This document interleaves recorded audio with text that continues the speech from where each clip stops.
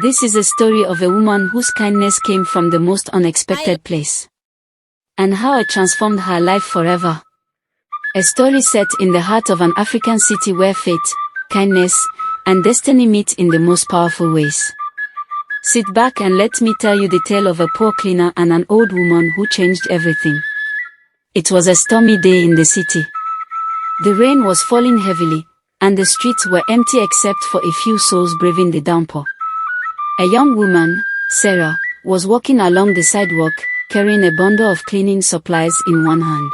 She was a poor cleaner at a nearby hotel, earning barely enough to get by. She walked with her head down, trying to avoid the cold rain. Sarah was a poor cleaner, working hard every day to make ends meet. She came from humble beginnings, and life had never been kind to her. But despite it all, Sarah had one thing that many lacked: kindness in her heart. Sarah was approaching the bus stop when she saw an old woman sitting on a wooden bench. The woman, dressed in tattered clothes, was soaked from the rain. She was frail and had an aura of weariness, but there was also a spark of wisdom in her eyes. Sarah stopped, unsure if the woman needed help or not. But her heart spoke louder than her doubts. Sarah, to herself, I can't just leave her out here in the rain. Sarah walked up to the woman, knelt beside her, and gently offered her the umbrella she had been holding. Please, ma'am, take this. You shouldn't be out here in this rain. It's not safe, Sarah said. The old woman, with her bright red headscarf and deep-set wrinkles, looked at Sarah with gratitude in her eyes. Despite her tired and weathered appearance, there was something special about her. The old woman accepted the umbrella with a smile and nodded in appreciation. Thank you, my child. I have been here for so long, waiting. The rain does not matter to me, but your kindness touches my heart, the old woman said. Sarah, never one to ask for anything in return, stood there for a moment, looking into the old woman's eyes. She felt a strange connection, as if she had been destined to meet this woman. As Sarah turned to leave, the old woman called her back. The old woman said, Wait, child. You have shown me kindness when no one else would. I want to repay you, but I must tell you this first: I am not an ordinary woman. Sarah stopped in her tracks, bewildered. What did the old woman mean? She had no idea that this brief encounter would change the course of her life. The old woman said, I am the mother of a very powerful man. A man who has the ability to change your life, just as you have changed mine. But I will say no more. One day, you will know. Sarah blinked, unsure of whether the woman was speaking in riddles or if she truly meant something more. The woman smiled mysteriously, and with that, she stood up slowly, holding the umbrella. Sarah watched as she walked off into the rain, vanishing into the mist of the street, entering a Mercedes-Benz G-Wagon. Sarah was left standing in the rain, confused but moved by the encounter. She continued on her way, shaking her head. What was that all about? Who was that woman really? Little did Sarah know, her life was about to take a dramatic turn. In a small, modest apartment building in a busy urban area. The setting is a faded hallway with a worn carpet leading to the tenant's door. The sounds of distant city traffic could be heard faintly in the background. Sarah entered her apartment after a long day at work. She locked the door behind her, visibly tired, as she set her bag on the couch. Mr. Richard, without waiting for an invitation, I just wanted to remind you that the rent is due, Sarah. You're already 1 week behind, and I haven't received anything yet. You know I can't keep waiting much longer. Sarah, gently, trying to remain calm. I understand, Mr. Richard. I've had a bit of a financial setback this month, but I'll have the rent by the end of next week. Just need a little more time. Mr. Richard steps closer, his expression hardening slightly as he looks her over. Ada feels the pressure mounting. He's been insistent lately, and she's not sure how much more she can tolerate. Mr. Richard, leaning slightly in, his tone sharp now. End of next week, you say? I've heard that before, Sarah. I don't think I can wait that long. You know the rules around here, pay or pack your things. And I don't want to hear excuses. Ada shifts uncomfortably, trying to keep her composure. She glances over at the rent notice in his hand, noticing how close he is now. She takes a deep breath, trying to keep her voice steady. Sarah, firmly. Mr. Richard, I understand the urgency, but I'm doing the best I can. I've always paid on time in the past, and I just need a little more time. Mr. Richard steps back slightly, but his gaze doesn't soften. He seems to linger in the doorway a moment too long, clearly calculating how to approach her next. Mr. Richard, after a brief pause, his voice lowering, almost as if trying to be persuasive. You know, Sarah, you could do more than just wait for the rent to come through.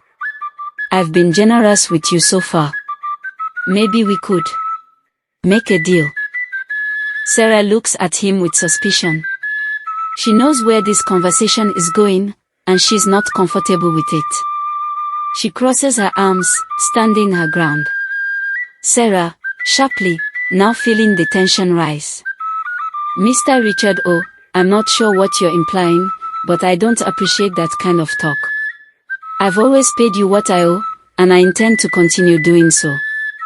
This is about business, not anything else. Mr. Richard's smile falters, but he doesn't back away. There's a moment of silence where both of them are just standing there, the unspoken tension hanging heavily in the air.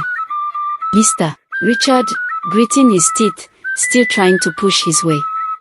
Well, we'll see how long you can hold out then. But remember, Sarah, things can go smoothly, or they can go differently. It's up to you. He leaves the threat hanging, standing at the door for a moment before finally turning and walking away down the hallway. Sarah stands there for a few seconds, her breath shallow as she closes the door. Her hands are trembling slightly as she leans back against the door, the weight of the moment sinking in. She feels a mix of anger and helplessness, but most of all, she feels trapped. Sometimes, the hardest battles are fought not on the front lines, but in our homes. For Sarah, it wasn't just about money, it was about respect, dignity, and the difficult choices we make when we are pushed to the edge. In the end, she would have to decide how much she was willing to sacrifice for her peace of mind, in a small office in a busy Nigerian city. It's the end of the workday, and the office is slowly emptying out. The faint sound of computer keyboards clicking and printers buzzing fills the air. Just then, Faith, her colleague and close friend, walked up to Sarah's desk. Faith was in her early 30s, smartly dressed, and her face is usually full of energy, but today she looks a little concerned, noticing the tension on Ada's face star. Faith, a friendly smile. Hey, Sarah, you okay? You look a little off today. Sarah, forcing a smile, trying to mask her worry, asterisk. Oh, it's nothing, Faith. Just, you know, life. Bills, rent. The usual. Faith said, gently, with understanding. Hey, you don't have to apologize. We all go through tough times, and sometimes we just need a little help. I'll help you, Sarah. I've got you. Sarah looked up at Faith, her eyes widening with relief. She can feel the weight lift off her shoulders as her friend offers her support. Sarah, gratefully, with a sigh of relief. Thank you, Ngozi. I don't know what I'd do without you. I promise I'll pay you back as soon as I can, maybe by the end of the month. Faith smiling warmly. No rush. I know you'll get back on your feet. Just take care of yourself, okay? You've been working hard. Pulls out a few crisp 1,000 naira notes, handing them over to Ada. Faith, handing over the money with a wink. Here. Don't mention it. But next time, maybe don't wait until the last minute. We'll figure it out together if you need help again. Sarah takes the money, her hands trembling slightly as she counts the notes. She looks at Faith, grateful beyond words. Sarah almost tearfully, smiling with gratitude, asks, "Thank you. You don't know how much this means to me." Faith, with a reassuring smile, "We are friends, Sarah. We help each other out. Don't worry about it." Lost. Weeks passed, and life continued for Sarah. She kept her head down and worked hard, cleaning rooms, mopping floors, and doing what she could to survive. One day, a well-dressed man entered the hotel, wearing a sharp suit and carrying an air of confidence. Ada noticed him immediately. He had a presence that commanded attention. He looked like a business tycoon. She had seen rich people before, but this man, he stood out. Ada never thought she would see him again, until one day, her life changed forever. The man checked in and left his bags in the lobby. Faith A, doing her job, picked up the bags and placed them at the front desk. The receptionist looked up at her and nodded. The receptionist said, "That man is the CEO of one of the biggest companies in the country. His name is Daniel." Sarah's heart skipped a beat. She had heard of him. Daniel, the CEO of the wealthiest hotel chain in the nation. How could someone like him be here, in her humble hotel? Days passed, and Daniel, the CEO, began to take notice of her kindness and humility. They had long conversations in the hotel, and Sarah's heart warmed as she realized that the powerful CEO had more than just money, he had compassion, just like her. One day, Daniel invited Sarah to his office. "Daniel, I've been thinking, Sarah. You're an extraordinary person. You helped my mother, and now I want to help you. I want you to work with me, to become part of my company. You deserve so much more than this life." Sarah was overwhelmed. Could this really be happening? A simple act of kindness had led to an opportunity she never dreamed of. From that moment on, Ada's life began to change in ways she couldn't have imagined. Months later, Sarah found herself working in a beautiful office, her salary higher than she could have ever hoped for. She became a manager in Daniel's company and, slowly, started building her own life. She never forgot the old woman and the strange words she had spoken. Sarah's life had been transformed, but she never forgot the kindness that had led her there. Every time she thought about that rainy day, he cleared his throat gently, drawing Sarah's attention away from her work. "Mr. Danny," with a friendly smile. "Sarah, can I have a word with you for a moment?" Sarah looked up from her screen, a bit surprised, but quickly gathers herself. Sarah politely. "Of course, Mr. Daniel. What's up?" Mr. Daniel takes a step closer to her desk, his tone becoming more casual as he leans slightly against it. His smile is warm, but his eyes betray a hint of nervousness. "Mr. Daniel," lightheartedly.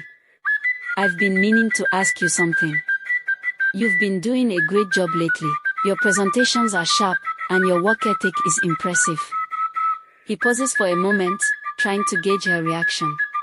Sarah, smiling, flattered but cautious. "Thank you, Mr. Daniel. I appreciate that." Mr. Daniel shifts his weight, seeming unsure of how to approach the next part. Mr. Daniel, with a softer tone, attempting to be more personal. "I was thinking, would you be interested in joining me for dinner sometime? Just to, get to know each other outside of work. I think we could have an interesting conversation." Sarah blinked in surprise, momentarily taken aback by the suggestion. She looked at him for a brief moment, unsure how to respond. She had always seen him as a professional, and now he's crossing that boundary, making it a bit uncomfortable. She remained composed, but her eyes reveal a hint of uncertainty. Sarah, carefully, trying to maintain professionalism. "I appreciate the offer, Mr. Daniel, but I'm not sure it's the best idea.